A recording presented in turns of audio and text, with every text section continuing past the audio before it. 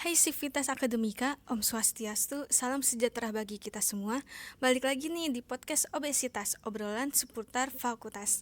Nah, jadi selama beberapa waktu ke depan, aku Nela Zaira Faradiza akan berbincang-bincang dengan narasumber kita dari dosen Fakultas Hukum dan Ilmu Sosial, yaitu dari jurusan Hukum dan Kewarganegaraan.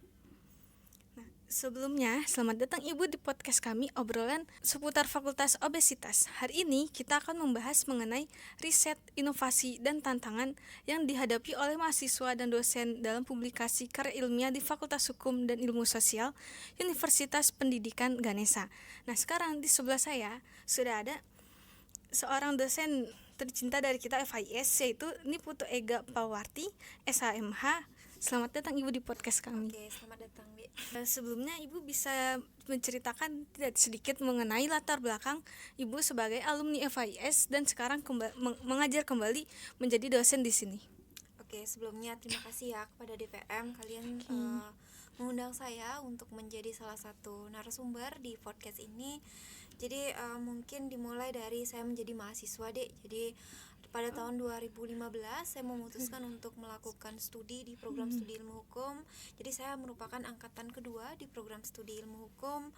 Kemudian pada saat itu saya terlalu berfokus pada IPK sehingga di semester 1 IP-nya memang 4, kemudian lambat laun karena ajakan teman ikut organisasi, tapi waktu itu fokusnya hanya organisasinya Pokjakim Fakultas. Jadi hanya berfokus pada PKM waktu itu.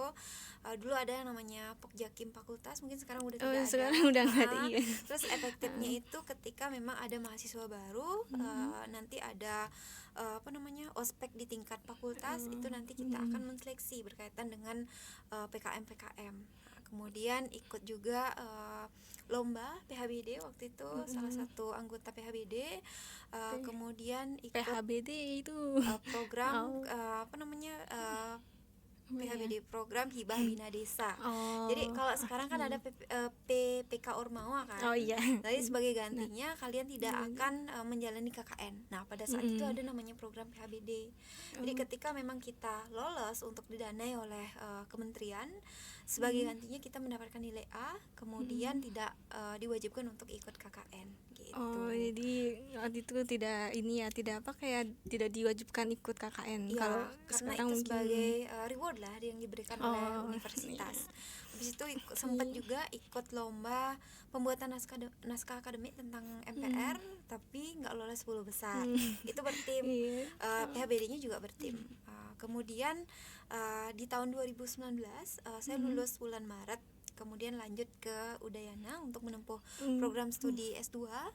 Kemudian balik lagi menjadi balik lagi ke sini mengajar lagi. Diberikan kesempatan untuk menjadi pengajar di ilmu hukum pada tahun 2022, mulai dari dosen kontrak. Berarti sudah dari 2 tahun yang lalu ya Bu Ibu? Ya, 2022 dosen kontrak, kemudian kemarin 2023 ikut CPNS, lolos, sekarang masih ikut Latsar. Sedang ikut Latsar sekarang. Perjalanan yang Ibu ceritakan cukup menarik, membuat saya sedikit sangat tersanjung lah mendengarnya hal tersebut. Nah, jadi sebelumnya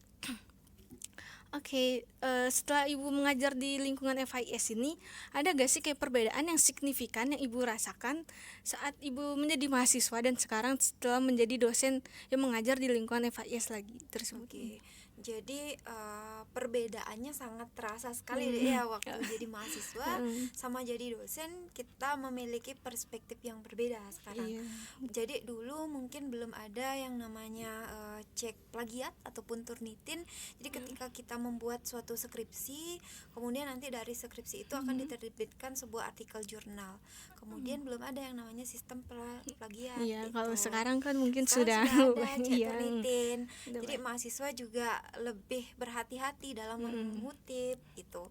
Jadi itu yang pertama. Kemudian yang kedua berkaitan dengan keaktifan ya, ikut organisasi. Saya melihat kalian sangat aktif sekali ikut organisasi. Kemudian yang ketiga, di beberapa program studi berkaitan dengan prestasinya itu sangat luar biasa.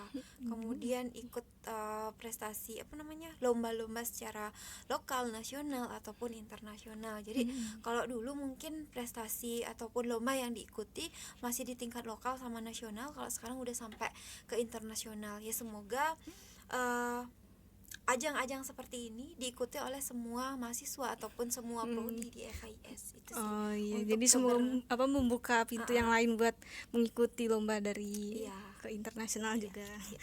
Oke, nah selanjutnya kayak menurut Ibu sendiri selaku dosen di lingkungan FIS ini, sejauh mana sih Ibu merasa pentingnya publikasi dalam pengembangan akademis? Lalu apa saja yang bisa dilakukan untuk meningkatkan kesadaran hal tersebut? Oke, pentingnya publikasi ya. Jadi ketika kita berbicara mengenai publikasi itu sangat penting sekali di dunia dosen. Kemudian di dunia mahasiswa ini digunakan untuk melatih bagaimana kemampuan kalian menulis, kemudian bagaimana cara kalian menuangkan argumen kalian itu dalam bentuk sebuah tulisan, sehingga membuka juga pola analisis mindset kalian juga berkaitan dengan fakta-fakta sosial ataupun permasalahan-permasalahan yang ada di sekitar kalian. Kemudian itu kalian tuangkan dalam sebuah artikel jurnal misalnya ataupun skripsi. Jadi sangat penting sekali ya. Jadi nggak hanya mahasiswa ataupun dosen, jadi dua-duanya harus kedua-duanya harus saling melengkapi. Kemudian dari situ mungkin nanti dosen itu kan memiliki tulisan dalam bentuk artikel jurnal misalnya ataupun proceeding. Mahasiswa bisa mengutip berkaitan dengan karya-karya yang diterbitkan ataupun dipublikasikan oleh dosennya, sehingga kalau dilihat dari sitasi banyak banget karya-karya dosen yang dikutip oleh mahasiswanya. Jadi ini sangat mendukung sekali berkaitan dengan akreditasi deh. Gitu. Oh begitu. Oke, baik Ibu. Nah selain itu Ibu bisa gak sih kayak ceritain mengenai apa saja tantangan ataupun kendala-kendala yang dihadapi oleh mahasiswa dan dosen dalam melakukan riset di Fakultas Hukum dan Ilmu Sosial ini? Oke. Tantangan untuk melakukan riset terhadap dosen ataupun mahasiswa ya. Saya mulai dari mahasiswa dulu deh ya, karena saya memang dosen kontrak, kemudian baru menjalani sebagai dosen CPNS, tapi kan sebelumnya sudah dilibatkan di prodi untuk melakukan ataupun menguji mahasiswa yang akan melakukan ujian proposal skripsi ataupun tesis. Jadi ketika mereka mengajukan judul, kebanyakan judul-judulnya itu sudah terlalu sering untuk diangkat oleh mahasiswa judul yang lainnya. udah pernah terpublikasi kan. Jadi novelty-nya itu kurang terlihat. Jadi ketika memang memiliki topik kajian, alangkah bagusnya mahasiswa itu mencantumkan juga kebaruan dari penelitian itu. Apakah yang menjadi ciri khasnya dengan perbedaan yang sudah ada sebelumnya? Apakah tahunnya, kemudian objek kajiannya, tempat penelitian, ataupun berkaitan dengan objek yang akan dibahas. Itu sangat penting sekali, sehingga tidak monoton deh, hanya mengangkat satu tema saja, biar nggak kesannya kuliah di prodi ilmu hukum terlalu gampang, karena bisa mengkopas apa yang sebelumnya sudah ada, materi yang sebelumnya sudah dipublikasikan oleh orang lain. Gimana tantangannya itu di sini dosen ya, dosen mungkin nanti dosen itu bisa memberikan suatu pemahaman ataupun menanamkan kepada mahasiswanya bahwa ada loh topik-topik lain selain yang sudah umum ada, itu bisa kalian angkat, seperti misalnya permasalahan adat itu jarang sekali ataupun sudah ada tapi cuma beberapa orang saja yang ngambil doang. Coba itu dikembangkan, kan banyak sekali, apalagi kalau kita hidup di Bali ya, banyak sekali hal yang bisa kita angkat untuk dijadikan kajian artikel ilmiah seperti itu, ataupun daerah-daerah lainnya. Kemudian dari bidang-bidang hukum yang lainnya, janganlah monoton di satu topik saja. Itu jadi harus ada keberagaman ya, nggak hanya suku dan bangsa kita yang beragam, tapi dari tulisan juga kaya gitu. Harus itu memiliki ciri khas tersendiri. Ya, tantangan untuk dosen gimana caranya untuk menanamkan kepada mahasiswa agar mahasiswa ini terbuka untuk mengkaji problem-problem yang sedang hangat dan urgen untuk diangkat. Jangan sampai topiknya itu memang cenderung akan selalu ada, tapi dan sudah pernah dibahas sebelumnya. Itu terlalu membosankan dan monoton gitu sih. Gitu ya. Nah, setelah itu apa aja sih strategi yang bisa diterapkan dalam meningkatkan jumlah publikasi berkualitas di lingkungan FIS menurut Ibu?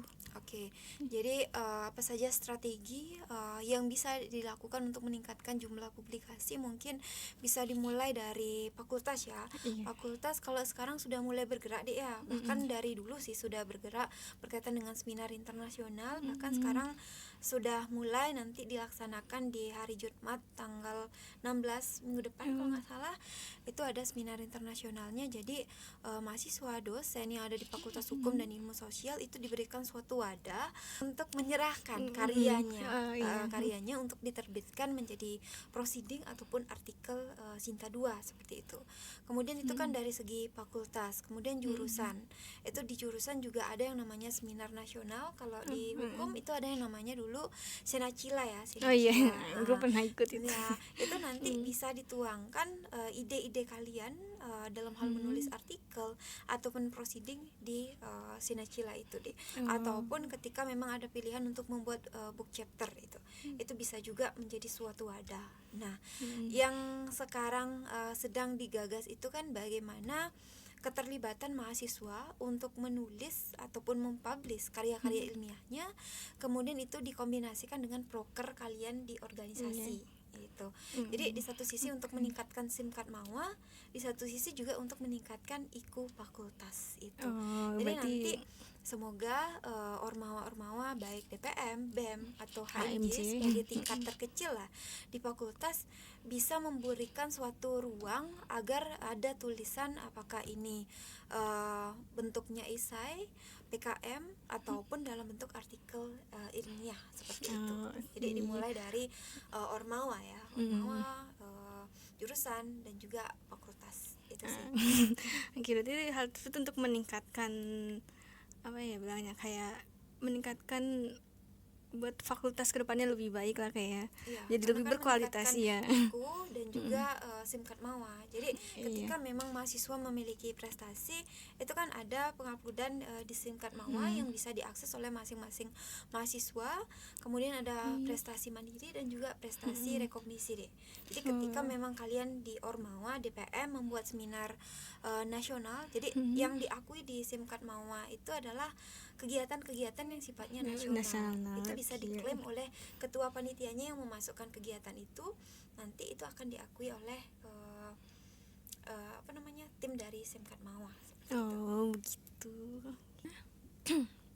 Nah, bagaimana sih mahasiswa dan dosen tuh bisa memastikan bahwa tuh mereka dapat mengikuti etika yang benar dalam riset publikasi karya ilmiah mereka itu sendiri?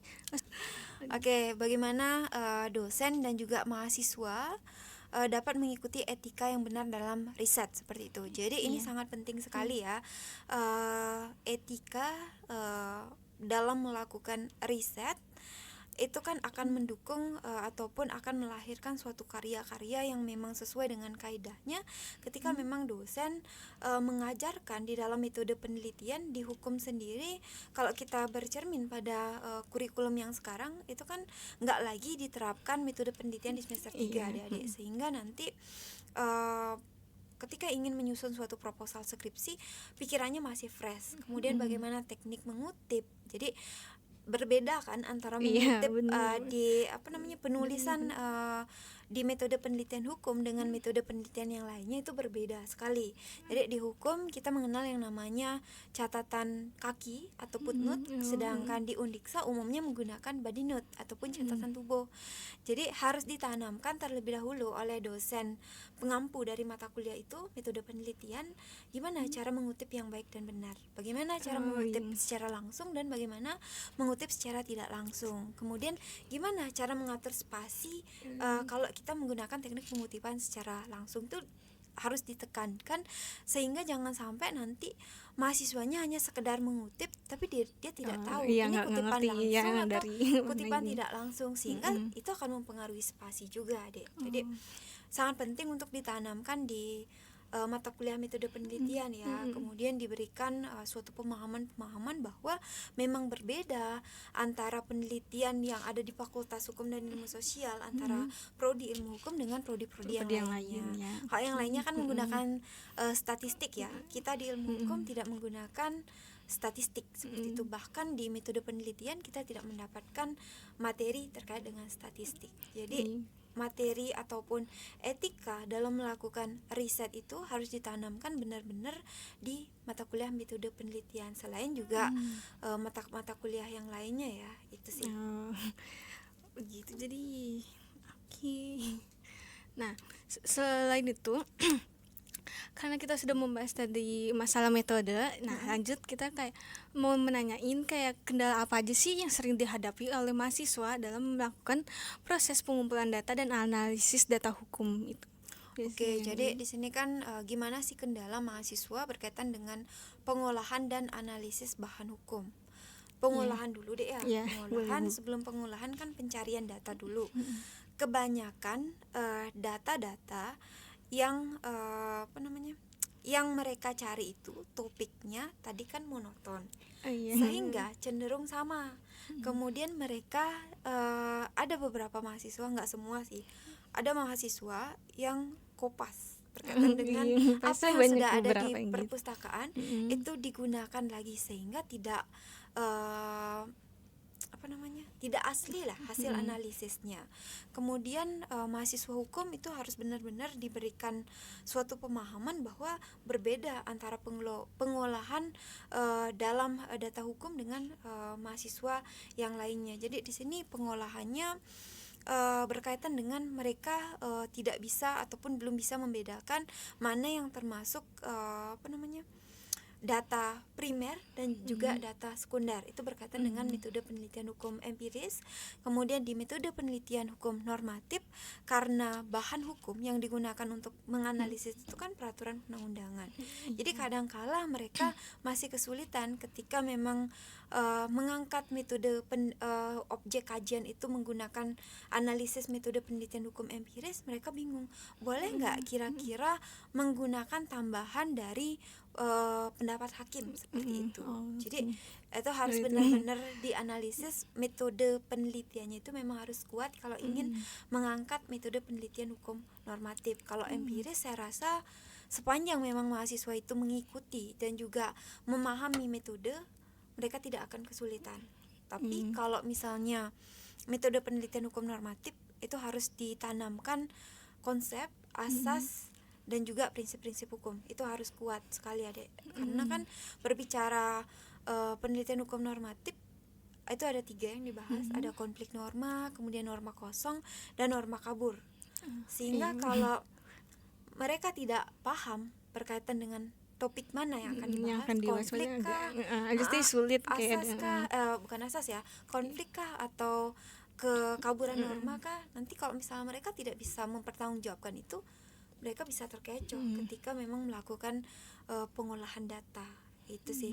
Dan juga kalau dilihat dari data yang disajikan oleh kakak tingkatnya dari metode penelitian hukum empiris, mungkin kesulitannya ketika memang mereka sulit ya untuk mendapatkan data-data yang memang ranahnya bersifat pribadi. Jadi itu adalah tantangan untuk mahasiswa hukum.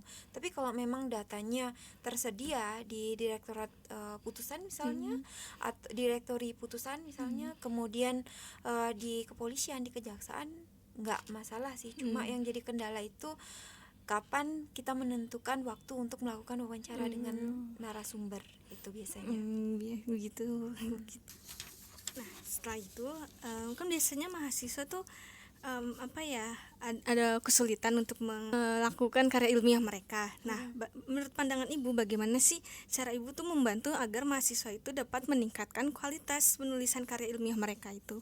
Oke, jadi bagaimana sih upaya untuk meningkatkan kesulitan mahasiswa dalam karya ilmiah. Jadi di fakultas sendiri itu kan sudah ada masing-masing koordinator deh ya. Masing-masing koordinator. Untuk koordinator lomba spot sudah ada, kemudian koordinator lomba esai, PKM itu sudah ada masing-masing posnya. Mungkin nanti ketika mahasiswa baru bukan calon ya, maba itu datang ke fakultas pada saat PTBF yang dilakukan oleh BEM, itu bisa diberikan sosialisasi berkaitan dengan bidang ketertarikan mereka. Mereka lebih cenderungnya ke arah mana?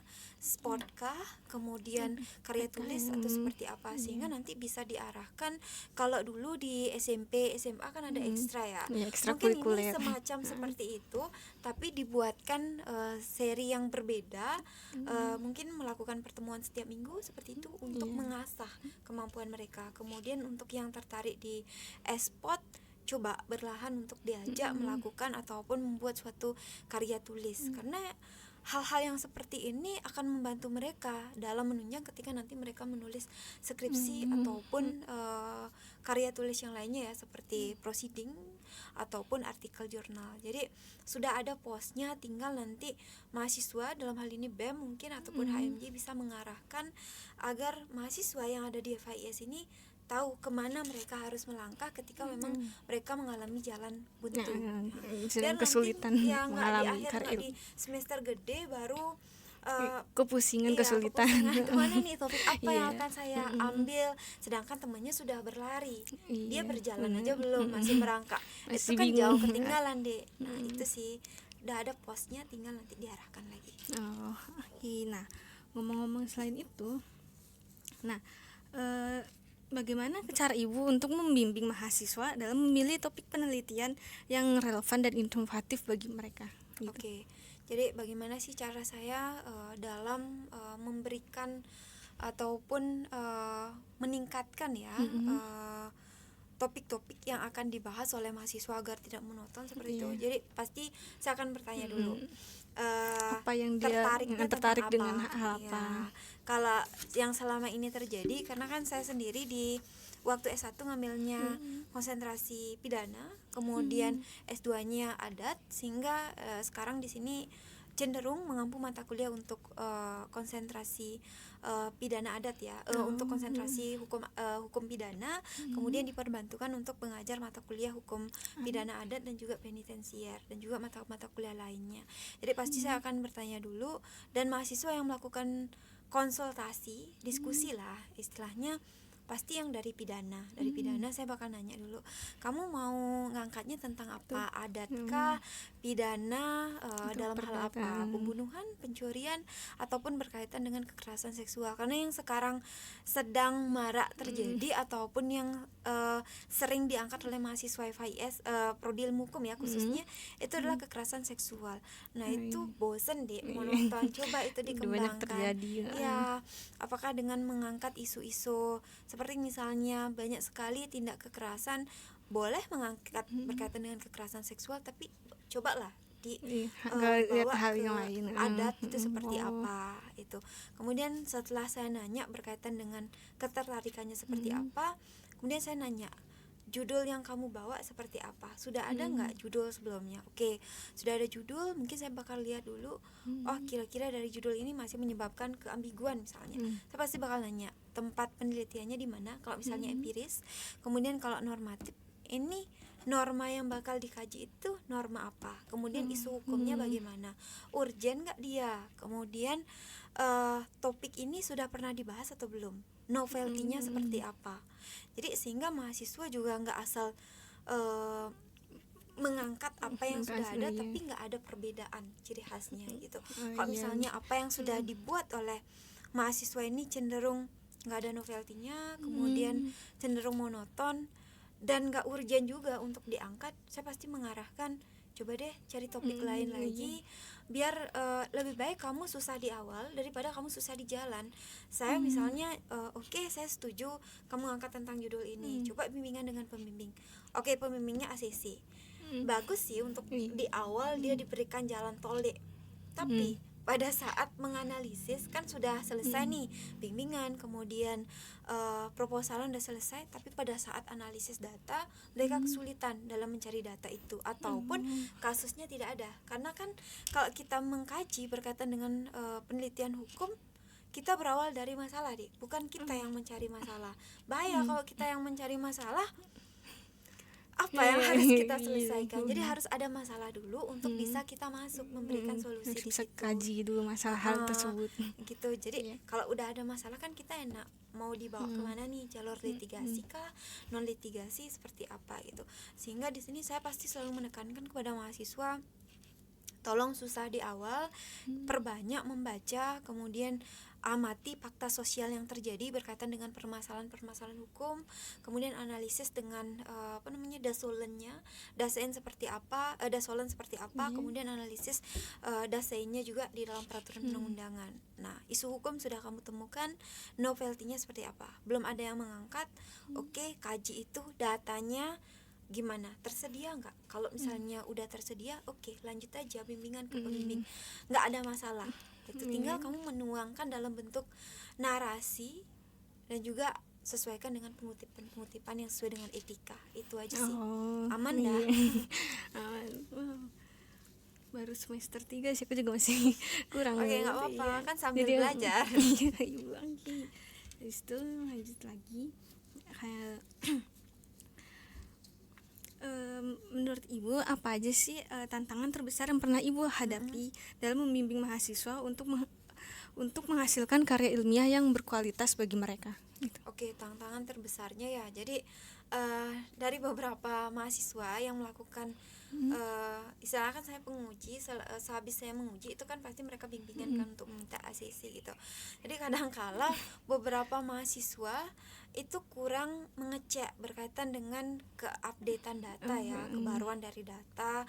Kemudian mereka benar-benar ketika memang mengutip itu sudah sesuai nggak dengan logika itu. Jangan sampai nanti kamu mengangkat judul ini tapi itu adanya sebelum era digital. Jadi sudah sangat lama banget terjadi. Terus itu dibawa itu harusnya nggak ada ininya, nggak ada arus globalisasi di situ, tapi topik yang diangkat itu dibawa ke arus digitalisasi gitu. Itu kan sangat tidak sesuai ya itu. Kemudian yang kedua berkaitan dengan mahasiswa yang ketika memang sudah diberikan catatan untuk melakukan revisian tentang paragraf ini ataupun poin-poin diksi-diksi ini, tapi mereka terlalu ngeyel, tidak melakukan perbaikan sebagaimana mestinya. Kemudian yang ketiga itu tantangan terbesarnya adalah terlalu sering menemukan topik-topik bahasan yang sudah pernah dibahas sebelumnya. Ya, jadi nggak ada novelty-nya. Itu kadang sampai cobalah cari judul yang lain. Jadi kalau yang benar-benar fatal nggak ada deh, cuma hanya perlu memberikan pembinaan aja sama mereka agar mereka tidak selalu mengangkat judul yang sama. Itu sih tantangannya. Sama apa ya kira-kira, kayaknya berkaitan dengan mereka tidak paham berkaitan dengan metode penelitian. Itu kan sangat fatal sekali ya. Metode penelitian harusnya mereka sudah paham karena mereka sudah semester sampai akhir proposalan, di semester sampai proposalan sampai semester 6 semester 7 ya, semester 7. Ketika proposal skripsi saya nanya tentang metode apa yang digunakan. Oke, bisa dia jawab metode penelitian hukum normatif ataupun empiris. Kemudian saya tanya apa ciri-cirinya, mereka nggak bisa jawab. Itu kan sesuatu hal yang fatal deh. Itu sih harus benar-benar kuat metode penelitiannya. Jadi dari sekian harus dipelajari banyak, juga seharusnya dari mereka. sekian banyak kendala ataupun tantangan dalam membimbing, metode sih mereka nggak tahu metode penelitian hukum itu seperti kurang apa. dipahami lebih lanjut lagi. Pemahamannya. Oke, selain itu ada gak sih inovasi ataupun pendekatan baru yang Ibu terapkan dalam pembimbingan riset mahasiswa dan bagaimana respon mereka terhadap hal tersebut? Oke, jadi kalau berkaitan dengan pembimbingan, karena saya belum berstatus sebagai pembimbing ya, hanya sebatas penguji. Jadi di sini pasti akan dilihat lagi, karena kan setelah mereka melakukan ujian proposal, mereka akan bimbingan untuk meminta ACC dari penguji. Jadi di situ saya akan melihat poin-poin yang saya berikan catatan untuk direvisi itu sudah diterapkan atau enggak. Kalau misalnya enggak, pasti enggak akan saya ACC. Kemudian kalau misalnya dia enggak mau untuk melakukan perbaikan, pasti saya akan meminta pendapat dari dosen pembimbingnya, agar nanti dosen pembimbing yang lebih memantapkan lagi dalam memberikan bimbingan. Karena kan mahasiswa bimbingan itu tanggung jawabnya itu memang ada di dosen pembimbing, dosen penguji. Ya sebenarnya tugasnya yang lebih benar-benar ini adalah menguji mahasiswa itu gitu, untuk bisa dia bisa nggak mempertahankan berkaitan topik apa yang dia bahas. Jadi berkaitan dengan pembimbingan mungkin saya belum bisa ya mengarah ke situ karena belum menjadi dosen pembimbingnya. Habis itu setelah itu bagaimana cara ibu sendiri untuk mengatasi kesulitan dalam memberikan bimbingan yang efektif kepada mahasiswa dalam proses penelitian dan penulisan? Oke, bagaimana kesulitan mengatasi mahasiswa dalam bimbingan ya? Sebelumnya kan belum membimbing ya. Tapi belakangan banyak sekali sih mahasiswa-mahasiswa yang meminta bimbingan. Nah, biar saya nggak menyalahi juga deh, karena kan belum bisa membimbing. Pasti saya selalu mengatakan kita diskusi ya. Jadi ada sharing ya antara saya dengan mahasiswa yang akan melakukan udah semester akhir lah, seperti itu misalnya. Dan ini nggak hanya terjadi pada saya, dosen-dosen ilmu hukum lainnya juga seperti itu. Pasti kita akan ajak diskusi di perpustakaan misalnya, ataupun di ruang jurusan. Kemudian dari situ cara mengatasinya itu saya pasti nyuruh ya, coba deh baca-baca skripsi kakak tingkatnya, kemudian dilihat dulu judul-judul yang sekiranya sudah umum sekali. Coba cari di data di komputer di perpus ya, ada nggak inventarisasi berkaitan dengan judul tugas akhir, kira-kira karya ini sudah ada nggak yang mengangkat atau belum. Kalau misalnya sudah ada, tolong dong munculkan perbedaannya. Itu sih selalu saya tekankan untuk cari novelty-nya, apakah itu mencari langsung di perpustakaan lewat skripsi dalam bentuk hard copy ya, ataupun mencari di komputer yang disediakan di perpustakaan, biar nggak monoton aja ke depannya kalau karya ilmiahnya sama. Iya, nggak ada kebaruan deh. Nah, setelah itu apa aja sih langkah-langkah yang ibu rasa tuh perlu diambil untuk meningkatkan kualitas riset dan publikasi di FIS ini? Oke, langkah-langkah yang perlu diambil dalam meningkatkan publikasi di FIS ya. Jadi mungkin mahasiswa itu diberikan oleh dosen ya, masing-masing dosen pengampu penugasan dalam membaca artikel ilmiah, apakah artikel nasional ataupun internasional berkaitan dengan mata kuliah yang sedang diajarkan. Jadi dengan mereka mempelajari itu, mereka akan kaya deh. Oh, ternyata berkaitan dengan mata kuliah hukum pidana misalnya. Oh, nggak hanya melulu ngomongin tentang pembunuhan, ada tindak pidana kohibitasi misalnya. Nah, itu kan perzinahan ya. Gimana dalam perspektif hukum adat misalnya? Apakah hukum adat mengakomodir berkaitan dengan kohibitasi? Oh, ada ternyata. Nah, dari situ nanti saya akan memberikan tugas. Apakah di sini tugasnya bentuknya adalah artikel jurnal ataupun dalam bentuk makalah. Kalau lebih ingin dalam bentuk publikasi sih ada baiknya artikel ilmiah ya. Artikel ilmiah dari mereka membaca, kemudian mereka akan mengumpulkan bahan-bahan hukumnya, sehingga dari situ mereka akan menentukan topik. Oh, topik mana nih yang akan saya ambil seperti itu. Terus nanti bisa dituangkan ataupun di gagasan ide yang mereka ambil itu bisa mereka salurkan. Dalam hal ini bisa seminar internasional fakultas ataupun senacila di seminar jurusan, ataupun ke wadah-wadah yang dicoba untuk digagas oleh BEM HMJ seperti itu, ataupun publikasi ke jurnal-jurnal yang ada di jurusan hukum dan kewarganegaraan. Karena kan banyak sekali ya kita memiliki jurnal, ada jurnal Fakta Sunt Servanda, komunikasi hukum, kemudian ada juga jurnal Jat Ayu, dan juga jurnal-jurnal lainnya, ataupun melakukan publikasi di jurnal lainnya di luar FIS seperti itu. Nah, selain itu, bagaimana sih kesulitan yang ibu rasakan sendiri pada saat ibu masih menjadi mahasiswa dari Prodi Ilmu Hukum Undiksa, yang dulu bisa dikategorikan bahwa tuh pengalaman di situ tuh ilmu hukum kan juga masih baru, program studi yang baru ya, masih sekitar 1 atau sampai 2 tahun gitu. Nah, apa aja kesulitan yang pernah ibu rasakan pada saat itu?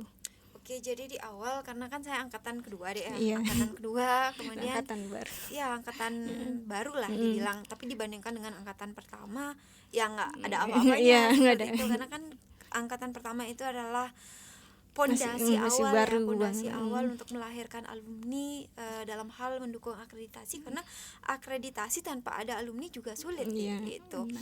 Jadi di sini skripsi masih sangat sedikit ya. Jadi saya mencari beberapa bahan referensi itu di perpus daerah. Di perpus daerah di depan kantor bupati itu mencoba untuk mencari judul-judul skripsi, kira-kira mana sih topik yang benar-benar bisa diangkat, istilahnya biar nggak plagiat juga, biar membedakan. Karena kan kalau kita pada zaman mahasiswa itu ada idealisme ya yang dimiliki oleh masing-masing mahasiswa. Mungkin ada mahasiswa yang cenderung dia pengen hanya melakukan kuliah, mengerjakan tugas, dapat ijazah, selesai. Tapi kan ada juga yang pingin aktif ikut lomba, organisasi, kemudian IPK yang tinggi itu ada juga. Tapi ada juga yang ingin IPK tinggi, kemudian lulus tepat waktu ataupun lulus mendahului, tapi tanpa ikut organisasi. Nah, saya mungkin bisa dibilang mahasiswa yang pingin cepat-cepat lulus, minim kegiatan organisasi, kemudian minim ikut lomba, tapi IPK-nya tinggi, dan juga judul karya tugas akhir yang saya lahirkan itu adalah yang bagus dan berguna. Tapi kan itu idealisme saya. Sekarang bagaimana realisasinya? Ada banyak sekali faktor yang mendukung. Jadi di sini saya mencoba untuk melakukan beberapa kajian ya, membaca artikel, kemudian membaca judul-judul di di internet, dan juga mencari referensi di perpustakaan daerah, karena di fakultas belum ada waktu itu perpustakaan, belum ada perpustakaan fakultas. Yang ada sudah ada tapi untuk skripsi tentang yang saya angkat itu nggak ada, Dek. Jadi masih kayak terbatas lah. Masih terbatas, sehingga di sini sedikit kesulitan juga, sehingga perlu melakukan konsultasi dengan dosen-dosen. Jadi kalau dulu mungkin hanya beberapa mahasiswa ya yang melakukan konsultasi dengan dosen yang dianggap bisa diajak diskusi. Kalau sekarang saya lihat mahasiswanya aktif melakukan koordinasi dengan beberapa dosen gitu. Jadi itu sebuah perkembangan sih saya rasa. Kemudian tantangannya yaitu tadi kesulitan untuk mencari referensi untuk topik yang sedang diangkat oleh mahasiswa yang terlalu idealis. Tapi kalau mahasiswanya cenderung mengangkat judul yang sudah pernah ada ataupun sudah pernah diangkat sebelumnya, itu sih mudah gitu. Itu sih tantangannya dulu. Nah, menurut Ibu sendiri apa aja sih kesulitan yang ada di prodi ilmu hukum, baik dalam Ibu sedang mengajar di kelas, terutama dalam menghadapi perubahan kurikulum yang saat ini tuh baru-baru saja terjadi? Oke, kesulitannya ya. Jadi kesulitannya mungkin nanti ya kurikulum. Iya. Untuk kesulitannya meningkatkan prestasi mahasiswa. Jadi kalau dulu mungkin karena angkatan pertama, kedua, ketiga merasa sebagai program studi baru, kemudian kita untuk mendapatkan status akreditasi itu banyak sekali upaya yang harus kita lakukan. Selain dari alumni banyak sekali kakak-kakak tingkat ataupun teman seangkatan ataupun adik tingkat mengikuti berbagai macam lomba. Saya akui itu, Dek, bahwa pada zaman itu mahasiswanya aktif sekali untuk mengikuti lomba-lomba. Kemudian saya lihat juga, tapi sekarang sudah lulus ya mahasiswanya itu, mungkin beberapa tahun di bawah saya, bahkan sampai ikut memborong beberapa prestasi internasional ya. Terus sekarang kan saya sebagai salah satu dosen langgap, kemudian meneliti juga berkaitan dengan gimana sih keadaan prestasi mahasiswa di prodi ilmu hukum pada saat audit AMI, kemudian persiapan akreditasi. Itu dilihat bahwa mahasiswa yang mengikuti lomba cenderung mahasiswanya itu saja. Itu kemudian masih sangat sedikit, sehingga perlu untuk ditingkatkan. Jadi biar nggak satu orang aja nih ataupun dua orang, yang lain nih, juga harus ikut berpartisipasi. Yang lain juga ikut berpartisipasi, sehingga di FIS ini kita nggak hanya kaya akan mahasiswa yang banyak, tapi prestasi juga ilmu hukum punya Iya. prestasi kok. Jangan Nah, hanya kayak mengandalkan satu orang iya gitu. gitu. Itu Gitu. kesulitannya. Kemudian apa lagi, berkaitan dengan ini ya, kurikulum. Jadi kurikulum saya rasa karena sebelumnya kan kurikulum berkaitan dengan metode penelitian diberikan di semester 3, semester awal juga sih Dek, bagus sebenarnya untuk menanamkan bagaimana teknik menulis. Tapi ketika itu dituangkan dalam suatu ide proposal skripsi di semester 6 kan kalian udah mulai nulis ya, semester Iya. 6 nulis sehingga nanti semester 7 bisa ujian proposal. Itu mereka cenderung sudah melupakan apa materi yang sudah mereka dapatkan itu. Jadi dengan adanya perubahan kurikulum semoga bisa membantu berkaitan dengan penyusunan tugas akhir berkaitan dengan mata kuliah metode penelitian, ataupun kan ada beberapa penambahan mata kuliah ya kalau nggak salah berkaitan dengan mata kuliah peradilan Mahkamah Konstitusi. Itu baru, kalau dulu nggak ada. Jadi Aku belum ada. ya, nah jadi di ilmu hukum itu kan ada 4 konsentrasi deh ya. Iya. Ada konsentrasi hukum pidana, kemudian hukum bisnis keperdataan, hukum internasional, dan juga hukum tata negara. Nah, yang minim itu adalah hukum tata negara dan juga hukum internasional. Yang paling banyak itu hukum perdata. Iya. Hukum pidana banyak, tapi tidak sebanyak hukum Perdata. perdata. Sebenarnya teman-temanku juga Iya. perdata semua pengen. Tapi kalau misalnya ditanya di antara tata negara dan juga hukum internasional, jauh perbedaannya. Bahkan semester lalu lah ya, saya sebagai pengampu mata kuliah hukum pidana adat ataupun penitensier itu sampai 75 mahasiswa itu.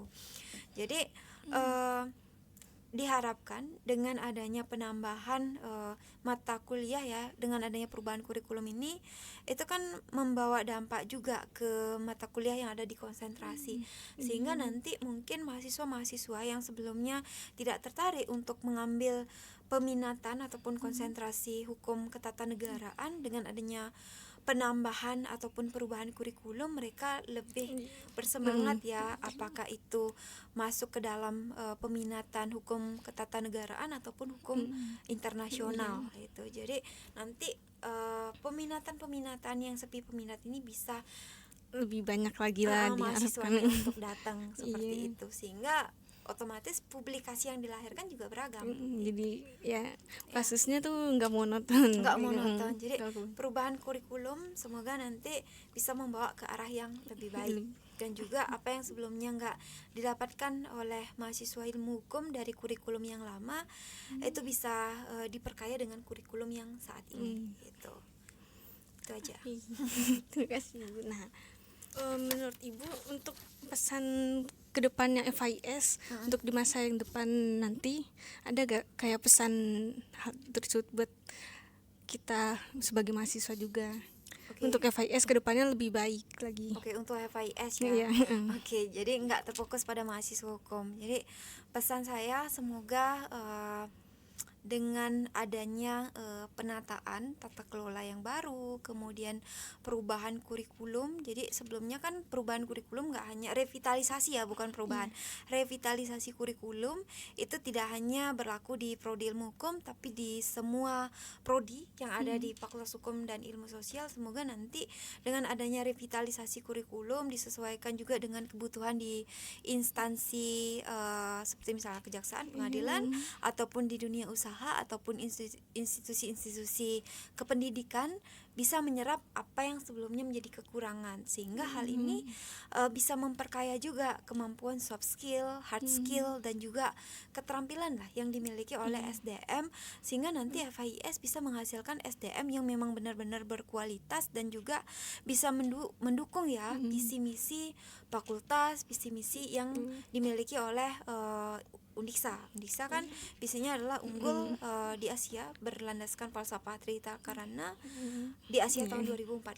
Jadi salah satunya adalah menghasilkan SDM yang unggul, berkualitas dan berdaya saing global gitu. Jadi nanti dengan adanya revitalisasi kurikulum, semoga ilmu-ilmu ini bisa diperkaya, skill kalian bisa tata, dibimbing lagi dengan adanya magang seperti itu, iya. atau MSIB ya, MSIB pertukaran pelajar seperti itu kan kalian mendapatkan suatu bentuk pertukaran informasi, pengalaman di kampus saya seperti ini, bagaimana dengan di kampus lainnya seperti itu. Jadi untuk mahasiswa FHIS, semoga kedepannya semakin bisa menambah prestasi, kemudian bisa menjadi seorang pendidik ataupun tenaga non kependidikan, kemudian bisa melakukan pelayanan sesuai dengan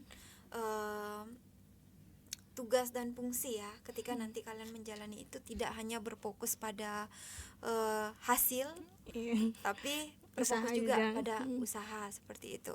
Kemudian tetap juga menjaga solidaritas, jangan ada saling ketimpangan ya antar salah satu prodi ataupun Prodi lain. iya, ataupun di masing-masing ormawa. Jadi solidaritas, loyalitas itu harus selalu ditingkatkan. Mungkin itu saja, ataupun berkaitan dengan menjaga nama baik fakultas, prodi dan juga Undiksa. Oke, mungkin itu saja. Terima kasih. Oke, nah sebelum kita tutup, aku di sini akan memberikan sebuah apresiasi berupa piagam kepada ibu. Oke, tar dulu deh. Aduh.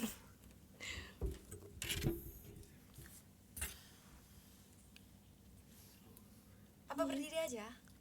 Oke. Dah, oke. Sebelumnya terima kasih banyak Ibu atas waktu dan wawasan yang telah Ibu bagikan di podcast kami. Sangat inspiratif mendengar perjalanan Ibu dan pandangan tentang FIS dari perspektif yang unik ini. Oke.